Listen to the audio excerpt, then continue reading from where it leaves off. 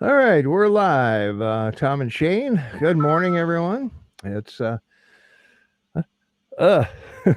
sorry, got a little catch in my throat there.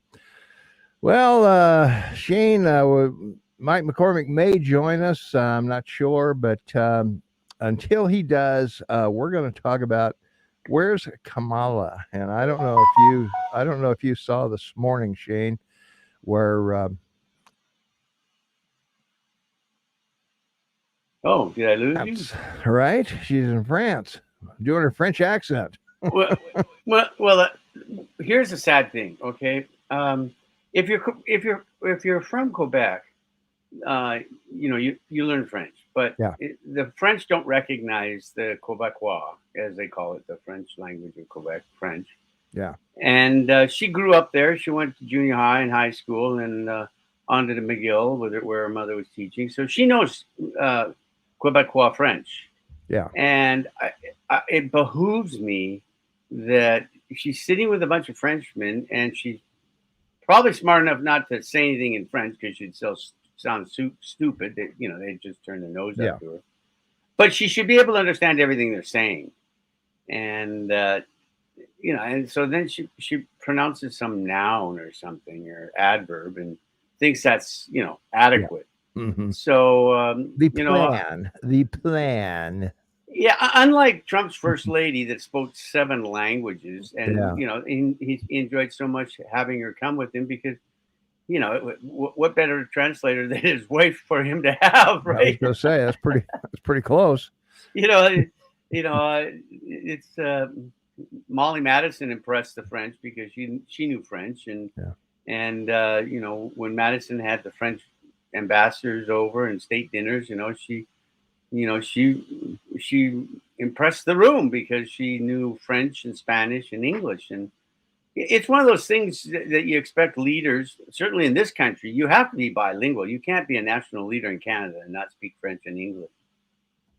Well, yeah, that's the case. Yeah, you definitely don't want to do that. So The least you could do is learn Mexican, but that wouldn't do any good because it doesn't go to the border anyway. yeah, I don't know that there is a Mexican. I think it's Spanish, but anyway, Whatever. I don't know. No, I don't know. it's a different language, but it's derived from Spanish. Just like the language of Brazil is derived from Portuguese, but it's a slang language of Portuguese, Hmm. which, by the way, happens to be the most difficult language in the world to speak. Interestingly enough, I had no idea. yeah, it's more difficult than Asian language, the Chinese, Japanese. Korean, of course, is a wash between Chinese and Japan because they were constantly conquering it. Yeah, well, that's certainly true. But well, I don't know. Camilla, she's just she isn't anywhere. I don't think. Well, Uh, she's not shown herself willing to work on any project that he's given her. And mm-hmm. when you have a weakened president, which clearly Biden is. I mean, today he went to the Tomb of the Unknown Soldier, Yeah. and even Reagan with Nancy lifted the bouquet to the tomb. Mm-hmm. He's so frail. All he could do is approach it and salute it. Yeah. He walked up, touched it, backed up, did a prayer, and Mm-hmm. then they backed up and played the, you know, Taps or taps. whatever they But I play. mean, he can't even pick up a wreath to, Yeah. to lay at the tomb of the. And I think there was a couple of times, I think with Reagan, if I remember, he would approach it, and he'd have the general, the Joint Chiefs of Staff would help him lift it up, or Nancy would help him lift, and they'd Yeah. carry it to the tomb, right? Yeah. So again, you see these little things that you have to pay attention to. You Yeah. got to pay attention to them. Well, that's for sure. Yeah, but anyway, Kamala's supposed to be the czar of the border, and what a couple of other things. She hasn't been to the border. Well, she went to El Paso once, I guess, and looked around a little bit. And I think every time these people go down there, they've got all these people that say, "Okay, we used to have inspections from generals in the army." Mm-hmm. And they would come in and we'd say, okay, you guys got to hide this somewhere. Get it out of here. Yeah, that's Whatever it right. is, get it out of here. Go hide this somewhere else and hide that somewhere else. And that's what they do when Kamala shows up. She sits down there and says, hey, What do you want me to see? Well, look at this fine young man here who is with his That's right. family, and how wonderful it is. Thanks to Biden. Oh my God, it's so great. And uh, and then she claims, well, the problem with the border is you've got to determine why people are coming to the border and stop them from coming to the border. So I'm going to Guatemala, and I'll talk to the Guatemala guy and tell him to please stop people from coming. I mean, come on, it's Well, not helping us. again, you legally have over 1.2 million people coming into your country, which takes up to 10 years legally. Yeah, That's more immigrants than the next 10 countries combined, yeah, allowing people into their countries. Number one. Number two, when the party Biden and Kamala tell the world, "Oh, come here. Oh, and we'll pay you reparations if you get separated from your children." I mean, I'm yeah. telling you, the talking points, the gaslighting, whatever you want to call it, whatever you know Hmm. description you have for it, it's it's an overwhelming realization that they're not looking at this from a standpoint of what it is. It's an invasion. This is nothing less than an invasion, and they're propagating it. They're promoting it. They're enabling it, Hmm. and it's a very it's wrong. Yeah. It's just wrong. Well, I desperately hope she runs, because No, she's not I going to don't run. care. Well, you don't think she's going to run for president in No, 22? no, no, You don't think she wants to be president of the United States? no. Oh yeah. Oh no. I'm sorry. Yeah, she wants to be, but she's not going to run. Why not? That's a good. Why not? I like Well, that. why not? I mean, Okay, why? so who would she pick for her vice president nominee? AOC. Of course she would. There you go. That's I mean, I'm not. You know what? I'm not even sure AOC may hold on to her seat. You know. well, I don't know. She's in the Bronx. Yeah, with Pretty hard to 700, with pretty hard to 800, turn that red. with over a million voters eligible there, Yeah, and she got 15,000. So yeah, like, I know. yeah, That's what no, I'm saying. Yeah, unless people really show up, and whoever campaigns against her, obviously, and against Kamala as well, since we're talking about Kamala today. The inflation's the big deal right now. 6% inflation, most we've seen since what, 98 or somewhere in there. And oh, it's it's gonna be worse. You it's know, gonna I be both. tough for them to run against that. Yeah, and you and I both know that because it's worse than that. Inflation's around 8 or 9%, Oh yeah, probably more because definitely. they don't include the gas and they don't include food. Yeah, So if you included those, I actually I bet it would be 10%. yeah, it'd be ten Well, it percent has to be easily. because Yeah, gas easily. is over 100% up, and food Yeah. is up anywhere from 40 to 70% depending on where you Hmm. live. So Yeah. Well, if you've only got a certain amount of inventory and it takes so much to keep the doors open at your business, you've got to raise your prices on the things you do have if you got empty shelves. And we've got a can shortage, we've got the supply chain shortage, and nobody's doing anything about it. I mean, not that I can see anyway. well, yeah, and of course, your administration the only comment they have is we're watching for gouging. You're what Yeah, really yeah. that Really? that's your big plan. What the You're her? watching, yeah. You're watching to see if retailers are gouging people because Yeah. they're Well, yeah. yeah, It's yeah. Just like they do in hurricanes. Yeah, they really crack the whip on that. So 70 to 80% of retailers make yeah, 90% of their money, 90% between November and December. yeah. That's just a fact. Certainly, an awful It, lot of them do. Yeah, That's right. So if you're running out of anything in your store that's popular, you're going to raise the price because you want to survive. yeah. And right now, that's the terrible thing that which is causing inflation too, is people wanting to survive running a business. Hmm. Well, that's absolutely right. And boy, uh, I don't know, Shane. This is going to be an interesting election coming up because will Biden run? And a lot of people think he won't. Oh, no, But, he won't. yeah, I don't think he's even going to make it through his presidency. I really don't, yeah. Thomas. I don't know. They'll limp him Yeah, along. I mean, nah, I don't think well, so. come on. They got FDR through it. Uh, Well, Yeah, but he died in office. FDR had a physical handicap, not a mental one. Well, that's true. Yeah. But Biden is being, it's elder abuse. We saw it's just terrible, Yeah. and they're It really is. and they're enabling him. Everybody around him. I mean, and have you heard his chief of staff, his chief of staff talk? I mean, the guy's a circus clown. I'm sorry, I don't know what other adjective to use, but they don't have any idea of what they're doing. They don't have any idea of what economy means. And yes, we agree that presidents aren't responsible for the economy, the stock market, and unemployment, but they can impact it. They can do things to change it. Like right now, Biden would go up 10 points in the polls right now if he reversed his position on closing number 5 pipeline from Oshawa to Michigan, and the XL pipeline, and opened up federal leases for drilling. Instantly, his poll numbers would go up. They really would. Yeah.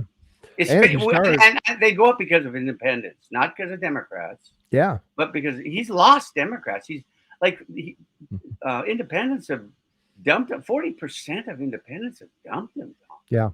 Well, as we reported in our last podcast, 68% don't want him to run again. That includes 28% of Democrats. Yeah. Democrats don't even want him to run again because it's such a losing deal that they got going here that it's bad. Well, all I know is I'm waiting for the Trump card, for his rallies that said, "Did you miss me?" Yeah, right. Oh man, yeah, I don't know, Shane. It's a bad situation all the way around, and it's bad enough they turned Biden loose. I was watching a YouTube the other day where he nearly passed out making a speech. I know, couldn't find his place, couldn't do this, couldn't do that. And they certainly don't want Kamala in front of any cameras with that cackling laugh of hers and her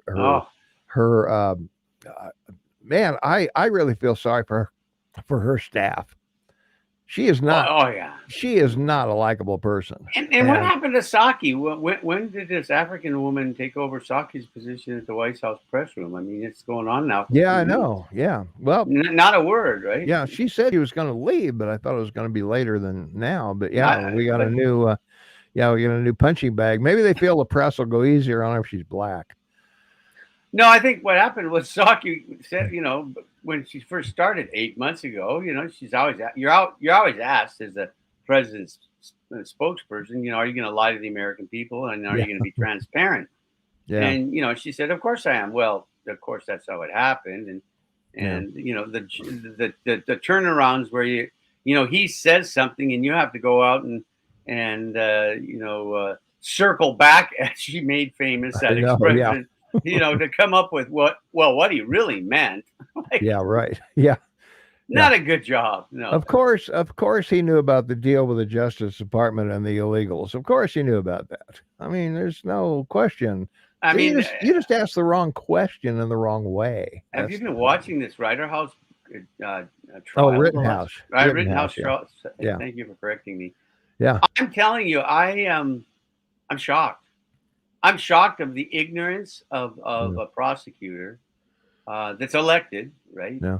By a judge that's a state judge democratically appointed. Yeah. And it's very scary, Tom.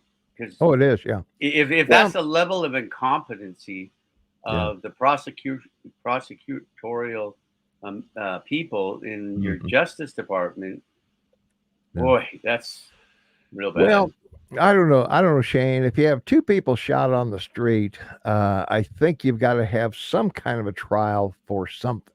Now, I don't question that. But when this happened, before everything came to pass, which was all the video, and what they said about him, and your media and the networks, all those talking heads, they're all in trouble. I mean, even the witness the prosecutor brought up 2 days ago admitted that he pointed a gun at him, was going to shoot him. Yeah. Well, really? No wonder he shot the guy. Well, I don't know if they don't have a grand jury situation there, but I would think that would be the thing that they would do is take everybody in front of the grand jury, and they would say, okay, we don't have enough to charge this kid, and Oh, they've put him already with. done that, and Yeah, but they moved on from the grand jury to trial with, yeah. there's 12 white people and one African American on the the On the jury. jury, yeah. So I'm surprised the media hasn't started attacking that, but we'll see. Well, you never know, but yeah, I guess that's true. As I said earlier, I think if you got two people shot, you got to have some kind of a trial of some kind. Well, three people shot, two dead. Well, yeah, that's true. Yeah, you're right. So, yeah, and video everywhere of it. Oh, Of course, yeah, that's the clearly, saving grace for him. yeah, clearly. Like the guy was at question about, so the guy hits you with the skateboard, and the young kid. Remember, he was 17 there. He's 19 now. It's a kid. Yeah, I And he know. goes, Yeah, no, he hit me twice. yeah, Like, but that's not a weapon. Oh, did he have anything else? Did he have a knife? Did he have a gun? Did he know he had a skateboard and he did hit me with it twice? Like, come yeah. on. Did he have poison? Did he have a snapping turtle?